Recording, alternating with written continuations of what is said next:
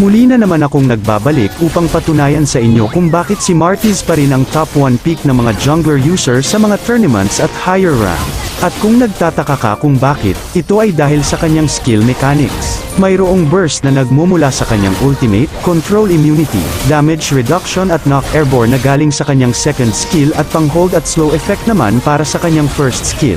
Ang passive nito ay bawat bitaw ng skill ay tumataas ang kanyang attack speed ng 30% max at 120% within 4 seconds. At ito naman ang mga items na recommended ko. Gamitin mo ang emblem na assassin upang makatulong sa pag-maximize ng iyong damage, thrill para sa adaptive attack, master assassin pang tunaw sa mahilig mag-solo sa lane at pang-ambush, at lethal ignition pang secure ng kill. Sana ay may time ka para pindutin ang follow button para lagi kang updated sa mga tutorial videos na tiyak makaka-improve ng gameplay mo.